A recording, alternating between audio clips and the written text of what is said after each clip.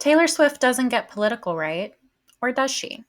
Well, Taylor Swift, the person, doesn't get particularly political. Taylor Swift, the showgirl, does. She keeps it in her music. She keeps it in a vault. So while you've been waiting for her to speak out, I've been listening to songs where she already has. I've chosen 16 of Taylor Swift's most politically charged songs, and I've put together a little guided tour organized by themes. And be sure to share this with every person you know who's ever questioned her lyrical prose or her political prowess.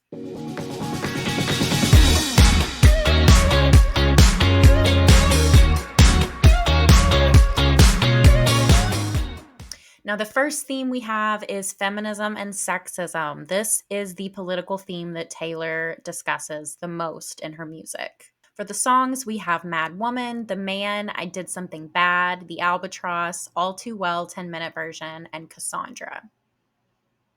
Cassandra. These are songs where Taylor chronicles her journey with feminism. It has been a journey. She did not wake up a feminist. We've watched her go from doe-eyed teenager to grown-ass woman. And in songs like Mad Woman, we see her maturity into womanhood as she discusses, every time you call me crazy, I get more crazy. What about that? And when you say I seem angry, I get more angry. And there's nothing like a mad woman. What a shame she went mad. No one likes a mad woman. You made her like that. And you'll poke that bear till her claws come out and you find something to wrap your noose around. So here she's discussing gaslighting that happens. It could be in a relationship. It could be some father figure. Hello, I'm wearing my showgirl colors today. I have on my glitter eyeshadow. I got a little snake in my hair because you always have to represent reputation, right? Yes. But she's essentially talking about being gaslit here, which is something women know and understand all too well. Speaking of all too well, she also discusses, of course, there's fuck the patriarchy, keychain on the ground. That's a lyric that instantly came to my mind when thinking about feminism and sexism in her songs.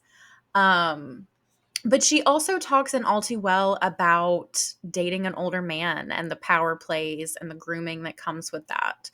So she says, I was never good at telling jokes, but the punchline goes, I'll get older, but your lovers stay my age. From when your Brooklyn broke my skin and bones, I'm a soldier who's returning half her weight. And of course, we have The Man, which is Taylor's feminist anthem. The man flips the lens on all the sexism and misogyny and says, what if I was a man? I'd be a fearless leader. I'd be an alpha type. When everyone believes you, what's that like? I'm so sick of running as fast as I can, wondering if I'd get there quicker if I was a man. And I'm so sick of them coming at me again, because if I was a man, then I'd be the man. Yes, she would be. So then Slut tackles the opposite side of the spectrum where, we're not men, so we do get slut shamed for having any kind of life. And Swift reclaims this slur, slut, as an anthem of intimacy and defiance. She says, adorned with smoke on my clothes, love lorn and nobody knows, love thorns all over this rose, I'll pay the price you won't. But if I'm all dressed up, they might as well be looking at us. And if they call me a slut, it might be worth it for once. This actually, I did not include blank space in this. And that's a choice. But I thought slut better encompassed, blank space is kind of the commentary on Taylor Swift, the person, the showgirl, whatever you want to say. It was a sarcastic commentary on the way she's perceived in the media. Slut, on the other hand, is more encompassing of the female experience. And she actually, it was one or the other putting them on the album, and she went with blank space. And I don't think we were ready for Slut. I'm on record saying that. We were not ready, but we're ready now. Then my favorite song, I Did Something Bad. Here, Taylor plays with the archetype of femme fatale, showing how women who seek revenge or power are painted as dangerous, even when men commit the same sins without consequence. So here, we don't know what she did that's bad, but it's something. It's probably nothing. It's probably just people are saying she did something bad, and she didn't. It was fun, and she'd do it again. But anyway, Taylor says, I can feel the flames on my skin, crimson red paint on my lips. If a man talks shit, then I owe him nothing. I don't regret it one bit because he had it coming. Again, my favorite song. And this is actually kind of a sister song to Vigilante Shit. I didn't include Vigilante Shit, but it's the same premise of a badass woman not taking men's shit anymore. And then we have the Albatross and Cassandra, which are both pulled from myth. She's a storyteller, y'all, and they're both about women being punished for speaking truth. In the Albatross, she says, wise men once said, one bad seed kills the garden, one less temptress, one last dagger to sharpen. Locked me up in towers, but I'd visit in your dreams, and they tried to warn you about me. Cross your thoughtless heart, only liquor anoints you. She's the Albatross, she is here to destroy you. Devils that you know raise worse hell than a stranger. She's the death you chose, you're in terrible danger. So the Albatross is a fun little commentary, again, on the way Taylor is perceived, you know, being a noose around a guy that she's dating, his neck. She's being blamed for Travis Kelce and the Kansas City Chiefs sucking at football. So she's not wrong. And women get blamed for all kinds of things. So Taylor's onto something here. And then in Cassandra, she says, when the first stone's thrown, they're screaming. In the streets, there's a raging riot. When it's burn the bitch, they're shrieking. When the truth comes out, it's quiet. So they killed Cassandra first because she feared the worst and tried to tell the town. So they filled my cell with snakes. I regret to say, do you believe me now? Now, of course, this is a song about Kanye and Kim Ye. You can look at it like that. There's also a bigger message here of not believing women when they tell the fucking truth. And when the truth comes out, it's quiet. Now, our second theme is about losing the battle but winning the war. For these songs, I have Change, Only the Young, Miss Americana, and the Heartbreak Prince. So Taylor, actually, there are some lyrics here that mirror each other very well. So in Change, and I'll read all this in a second, but Change, so we've been outnumbered, raided, and now cornered. It's hard to fight when the fight ain't fair. And Only the Young, she also talks about being outnumbered. I don't have that lyric in front of me, but I know she does. And then in Miss Americana and the Heartbreak Prince, my team is losing, battered, and bruising. So here, there's a really consistent theme. So Change was, I believe, Fearless. Don't come at me if that's wrong. It's a deep cut. Fearless, early in her career, teenager. Only the Young was 2019 in the Trump era, the first Trump era. And Miss Americana and the Heartbreak Prince, same album actually as Only the Young. I think they both came from Lover. So she's still feeling the same things. She's seeing the same things and feeling the same things throughout her career. So we have this early deep cut, Change. It's an early anthem, and I actually forgot about this song. And when I heard it, a core memory was unlocked in me. God, I used to sing the song at the top of my lungs. It's such a good one. So in Change, Taylor says, so we've been outnumbered, raided, and now cornered. It's hard to fight when the fight ain't fair. We're getting stronger now, find things they never found. They might be bigger, but we're faster and never scared. You can walk away, say we don't need this, but there's something in your eyes says we can beat this. Because these things will change. Can you feel it now? I'm getting chills. These walls that they put up to hold us back will fall down. It's a revolution. The time will come for us to finally win, and we'll sing hallelujah. We'll sing hallelujah. Then going to Only the Young. I love Only the Young. I think the Biden campaign used this in 2020, and it's just a powerful song. She's essentially passing the torch to Gen Z, to the young people, and saying only the young can run. So she says, and the guys, these lyrics are everything. And the big bad man and his big bad clan, their hands are stained with red. Oh, how quickly they forget. They aren't going to help us, too busy helping themselves. They aren't going to change this. Change. We got to do it ourselves. They think that it's over, but it's just begun. Only one thing can save us, only the young. And then in Miss Americana and the Heartbreak Prince, she takes American politics and the battleground of it all and puts it in a high school setting. Very Taylor Swift of her, very Miss Americana. And this is an important song because Taylor has been pointed to as the eugenics queen, right? She's white, she's blonde, she has blue eyes. And for a long time, she was conservative. People thought she was conservative. Um, until, like the best of us, she did some research, and once you know better, you do better. But here in Miss Americana and the Heartbreak Prince, we see glimmers of hope. Even though we're losing the battle, Taylor still believes we'll win the war. So here she says, my team is losing, battered and bruising. I see the high fives between the bad guys. Leave with my head hung. You are the only one who seems to care. American stories burning before me.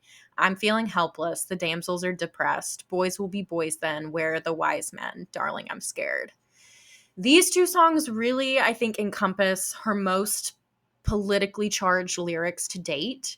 And of course, we have Showgirl coming out. I'm filming this before Showgirl. This is Wednesday? Yeah, this is Wednesday before the Friday it comes out. So I might have to do an update.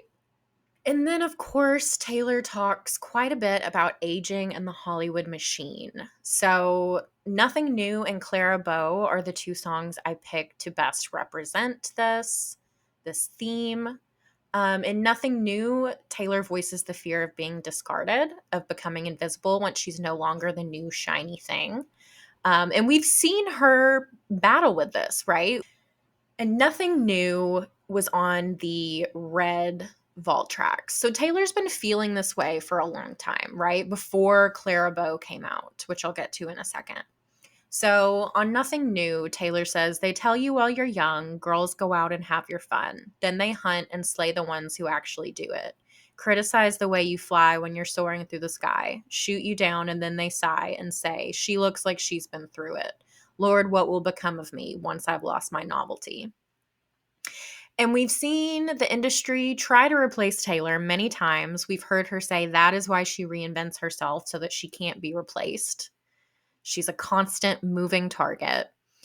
And it's sad that she feels she has to expend that energy on reinventing herself so that people don't get sick of her. So she's always shiny and new. The real ones love you for you, Taylor. And then in Clara Bow, she explores this theme of aging in Hollywood even more and being replaceable. She says, beauty is a beast that roars, down on all fours, demanding more.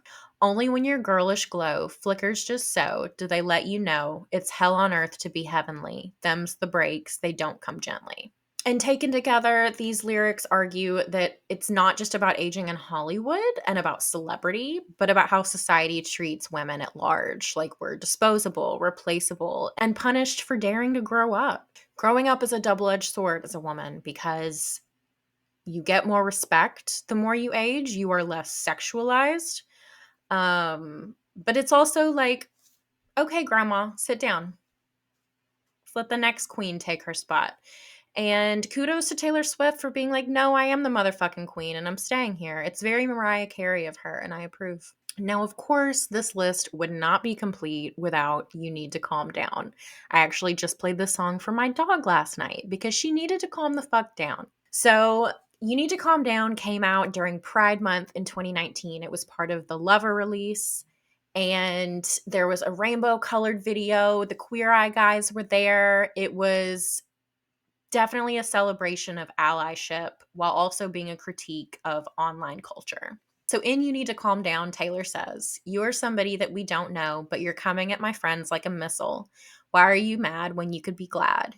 Sunshine on the street at the parade, but you would rather be in the dark ages. Making that sign must have taken all night. You just need to take several seats and then try to restore the peace and control your... Sorry, it's really hard not to sing this. And control your urges to scream about all the people you hate. 'Cause shade never made anybody less gay. There you go. I sang a little bit.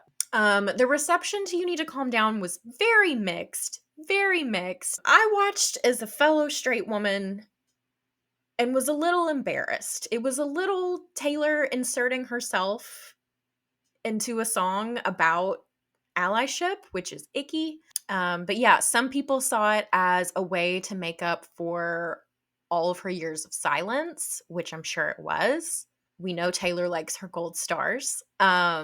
But regardless, it was a time Trump was in charge. It was a time when silence would have been safer. And she went ahead and said, you need to calm down. And she was not subtle about it. So I think it was also just very shocking, not as a Taylor Swift fan, but for the world at large. I think it was shocking for Taylor Swift to come out in such full force for gay rights. Um, and it was almost like, okay, is this just a pony show? Is this a gimmick? And then she's going to ditch it and go back to being silent. So that was kind of the criticism. But regardless of critical reception, it's a really fun song to jam out to. And it's an anthem, it's a bop. Next theme, we have escapism as resistance. So, and I hate it here, Taylor paints escapism as survival, a way of retreating from a hostile reality. The politics live in the subtext. When the world is unbearable, imagination itself becomes an act of protest. My friends used to play a game where we would pick a decade we wished we could live in instead of this. I'd say the 1830s, but without all the racists and getting married off for the highest bid.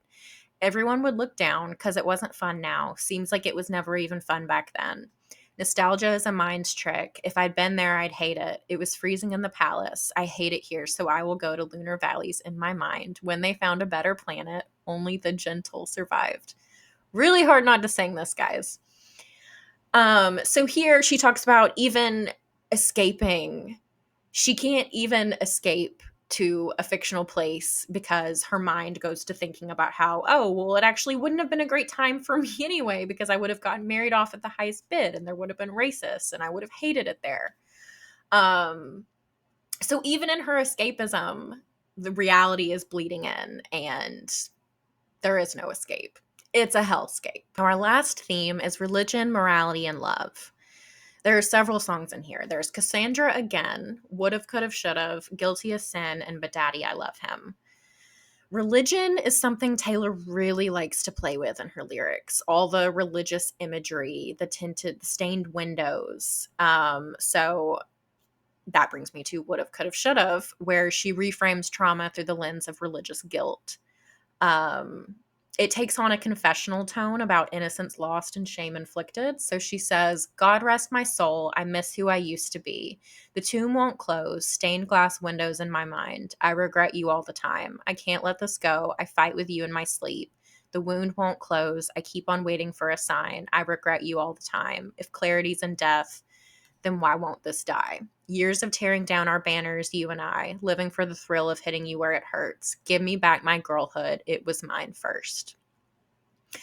So it goes with the themes of feminism and misogyny, kind of like an all too well. We have the power dynamics there of dating an older man. Here, there's a loss of girlhood, right? There's a loss of innocence. And she muses over a religious upbringing, religious trauma, and how that comes out in this relationship. Then in Cassandra, which we talked about, this is just rife with political commentary. I love this song so much. So it's not just about myth, it also echoes religious martyrdom, women punished for knowing too much. So in Cassandra, she says, they knew the whole time that I was onto something. The family, the pure greed, the Christian chorus line. They all said nothing. Blood's thick, but nothing like a payroll. Bet they never spared a prayer for my soul. You can mark my words that I said it first. In a morning warning, no one heard. Now, this also ties directly into But Daddy, I Love Him, where she further explores this theme of religious trauma and waking up to realize maybe this religion isn't what I thought it was. So she says, I forget how the West was won. I forget if this was ever fun. I just learned these people only raise you to cage you. Sarah's and Hannah's in their Sunday best, clutching their pearls, sighing, what a mess. I just learned these people try and save you because they hate you. This mirrors how a lot of Christians, former Christians, feel about the church right now. So again, Taylor is mirroring in her lyrics what she's seeing in real life. Oh, and then guilty as sin. We can't forget guilty as sin. So she says in guilty as sin, what if I roll the stone away? They're going to crucify me anyway. What if the way you hold me is actually what's holy? If long-suffering propriety is what they want from me, they don't know how you've haunted me so stunningly. I choose you and me religiously. Now, this also ties back to the song Slut. It's basically the same premise, but with a religious undertone. And we have arrived at the end of our song list. So, in conclusion, Taylor is political, but often through metaphor, personal storytelling, and cultural critique rather than overt sloganeering. And subtlety doesn't equal silence. I would argue that her political voice is threaded into her art, and it's up to us as the listeners to listen and decipher that. So I'd like to leave you with a question. Has Taylor Swift done enough? Has she said enough? Has she written enough? Or are you still left wanting more? Let me know in the comments, guys. And don't forget to like and subscribe, please. It really helps with the algorithm. I'm on Patreon, I'm on Substack, I'm on all of the things. So please, please, please like and subscribe. And have a good day. You think you just fell out of a coconut tree? You exist in the context of all in which you live and what came before you.